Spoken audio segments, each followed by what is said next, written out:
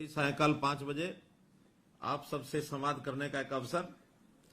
आज मैं ऐसे सभी बंधुओं से बातचीत कर रहा हूं जिन्होंने हरियाणा सरकार की 663 योजनाएं और सेवाएं, इनका जो लाभ लेने के लिए किसी भी कार्यालय पर ऑनलाइन वो आवेदन करते हैं अथवा जाकर के अपनी बात को आगे पहुंचा करके उनकी सेवाएं लेने का काम करते हैं, और उनको समय पर यदि वो सेवा प्राप्त नहीं होती तो पहले हमारा काम था उस दफ्तर में जाना, दरखास्त लेके जाना, दस्तावेज बनते थे, फाइलें बनती थी, लेकिन भटकना पड़ता था। इस सारी व्यवस्था से जब चिंता हुई तो हमें लगा कि इसका कोई एक ऐसा सिस्टम बनाना चाहिए कि एक बार कोई उपभोक्ता अपनी बात को ले जाकर के अपना अप्लाई करे, ऑनलाइन करे अथवा अपनी कागज की एप्लीकेशन देकर के आए, उसके बाद उसकी चिंता नहीं होनी चाहिए, वो काम अपने आप हो। और इस व्यवस्था को बनाने के लिए एक नया कार्यक्रम हमने चलाया और एक सॉफ्टवेयर बनाया। उस सॉफ्टवेयर का नाम था ऑटो अपील सिस्टम, अर्थात आस। और ये आस का काम हमने जिम्मे लगाया। जो हमारा राइट टू सर्विस कमीशन है, ऐसे राइट टू सर्विस कमीशन जो हमको सेवाओं का जो एक ऑर्गन बना हुआ है, जो सरकार ने बनाया है, ऐसे कमीशन के जिम्मे काम लगाया। तो उन्होंने एक सिस्टम के माध्यम से जितने दिन में सेवा मिलनी चाहिए, अगर उस समय तक नहीं मिली तो बाद में अपने आप उसकी प्रथम चरण की अपील वो चली जाएगी। और अगर 30 दिन के अंदर वहां भी उस समस्या का हल नहीं हुआ तो अपने आप द्वितीय अपील के लिए वो उससे ऊपर के अधिकारी के पास चली जाएगी। और अगर 2 अपील में भी वो काम नहीं होता तो अपने आप ऑटोमेटिकली वो आयोग के पास चला जाएगा। तो एक इस प्रकार की सिस्टम बनाया गया। और इसमें से मुझे बड़ी खुशी है आपको बताते हुए कि जब से ये सिस्टम लागू किया है, 1 सितंबर 2021 को ये सिस्टम शुरू किया था और लगभग इसको 1.5 साल से ऊपर समय हुआ है। इस 1.5 साल में, और मैं बहुत हैरान हो रहा हूं कि 6,54,000 अपीलें वो अपने आप बिना किसी के अपील किए भी 6,54,000 अपीलें हुई, और जिसमें से 6,10,000 अपीलों को और सुन लिया गया है। उनके ऊपर कोई ना कोई कार्रवाई कर दी गई है, या तो आपका काम पूरा हो गया है, और अगर काम मान लो नहीं होने वाला है तो चाहे वो रिजेक्ट भी हुआ हो, लेकिन टाइम के अंदर आपको उसका जवाब मिला है। और इसके लिए कई जगह तो दोषी अधिकारी उनको वार्निंग भी दी गई है, उनके खिलाफ कार्रवाई करने के लिए भी लिखा गया है, और कईयों के ऊपर तो आर्थिक दंड, फाइन भी किए गए हैं। तो इस प्रकार से इस सिस्टम को जो शुरू किया है, और आज ऐसे 6,10,000 लोगों में से मैंने अपने कुछ साथियों को कहा कि कुछ लोगों से मेरी बात कराइए। तो आप ऐसे लोग हैं जिनके समय पर बिल जो है वो नहीं मिला है, किसी को पावर का बिल मिला नहीं है, पावर का बिल मिल गया तो आप भुगतान करने गए, वहां आपको कठिनाई आई है, कहीं आपने भुगतान कर दिया लेकिन उनके खाते में ही जमा नहीं हुआ है, कहीं आपके खिलाफ कोई ना कोई ऐसे ही अनाप शनाप पैसा वो जो लगा के रख दिया गया है, आप बिल ठीक कराने गए, आपका बिल समय पर ठीक नहीं हुआ है। इसी प्रकार से WCD का जो कुछ शिकायतें हैं उसमें भी कुछ लोगों को आपके माध्यम से मैं बात कर रहा हूं, कुछ लोग बैकवर्ड क्लास के, शेड्यूल कास्ट के, उनकी जो वजीफे मिलने होते हैं, स्कॉलरशिप मिलनी होती है, उसके कारण से कई प्रकार की जो कठिनाइयां हैं वो आपको आई हैं। लाडली जो सोशल सिक्योरिटी अलाउंस है, लाडली का जो पैसा मिलता है वो हमको योजना में पैसा नहीं मिला है, किसी को बेटी के विवाह के ऊपर शगुन मिलता है वो समय पर नहीं मिला है। तो ऐसी सारी योजनाओं को यानी समय पर मिल जाए, इसलिए ये आम जो सिस्टम है, आज सिस्टम है, इसको लागू किया गया है। और इसके अंदर कुल मिलाकर आज जो आज सिस्टम पर आ गए हैं 33 विभागों के और 384 जो सेवाएं हैं, ये जो है उसके ऊपर ऑनलाइन ये आ गई हैं। इसके लिए हमने एक फोन नंबर भी जारी किया है, आपके पास जरूर वो होगा। उस फोन नंबर को भी मैं आपको बता देता हूं, 0172, चाहे तो आप लिख लें 0172 3968 400। इस पर आप अपनी फोन करके और किसी प्रकार की जो अपील है, यदि ऑटो अपील आपकी नहीं भी गई है, क्योंकि बहुत से विभाग ऐसे हैं जिनके भी ऑटो अपील सिस्टम पर वो विभाग नहीं आए हैं, ऐसा भी काम अगर आपका नहीं हुआ है तो इस पर आप जाकर के सीधी अपील भी दायर कर सकते हैं। और निश्चित समय के ऊपर आपको जो उसका ये लाभ मिलने वाला है। हम तो कुल मिलाकर अपने शासन में सारा, चाहे वो हमारा अधिकारी वर्ग है, चाहे हमारे कर्मचारी वर्ग हैं, उनको हमेशा एक बात कही है कि सेवा भाव से ही काम करना चाहिए। किसी को जगह जगह भटकना नहीं चाहिए, उसको ना पड़े, और प्रोएक्टिव होकर के आगे बढ़ करके और हम लोगों की सेवा करें। क्योंकि हमने एक बात की घोषणा की है कि हरियाणा का ये 2 करोड़ और 85 लाख जो सदस्य हैं, जो नागरिक हैं, ये सब हमारे अपने परिवार के सदस्य हैं, और अपने परिवार में किसी को इतनी तकलीफ है, उसकी सुनवाई न हो तो आखिर ये हमारा दायित्व हम नहीं निभा पाएंगे। इसलिए हर किसी की सुनवाई होनी चाहिए, और वो तभी हो सकती है यदि हमारे अधिकारी और कर्मचारी उस सेवा भाव से काम में लगेंगे।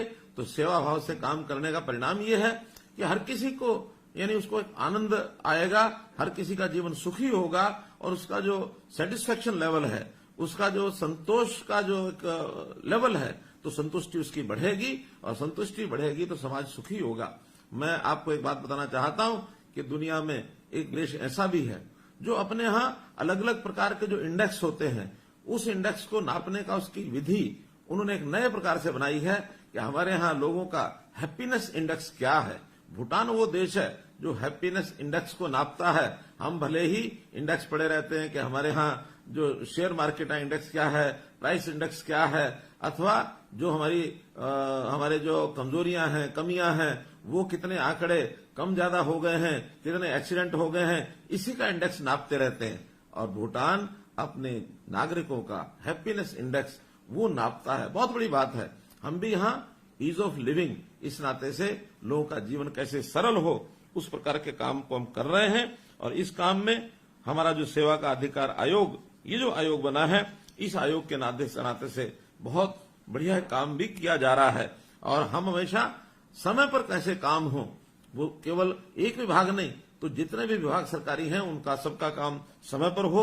और समय पर हो यानी यहां तक भी हमारी आगे की योजना है कि आखिर अपील करने का मौका ही क्यों मिले। अपील तो तब की जाती है जब पहले चरण पर समय पर काम नहीं होता। हम व्यवस्थाएं अपील करने तक न जाए, अपील मुक्त ये हमारी शासन व्यवस्था बने, तभी वो दिन की इंतजार है जब हर किसी का काम जो समय तय किया गया है। क्योंकि बहुत से विभागों के समय ये तय किए गए हैं कि कितने समय में कौन सा काम होना चाहिए। जैसे उदाहरण के लिए अगर एजुकेशन के नाते से हमको कोई इनकम सर्टिफिकेट चाहिए तो 15 दिन के अंदर उसका इनकम सर्टिफिकेट मिलना चाहिए। बैकवर्ड क्लास का सर्टिफिकेट 7 दिन के अंदर मिलना चाहिए। हालांकि परिवार पहचान पत्र के अंतर्गत अब बहुत सी सेवाएं ऐसी भी की जा रही हैं कि आप एक क्लिक पर भी अपना ये सर्टिफिकेट प्राप्त कर पाएंगे। वो व्यवस्थाएं जब होंगी तो ऑनलाइन ऑटोमेटिक होंगी।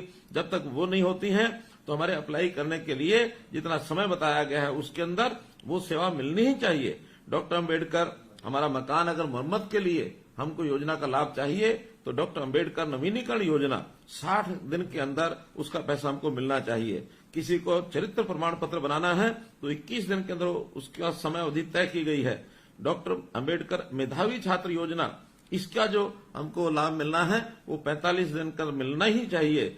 शेड्यूल का सर्टिफिकेट 7 दिन के अंदर सर्टिफिकेट बने। हमारा जो रेजिडेंट सर्टिफिकेट जो है वो 7 दिन के अंदर बने।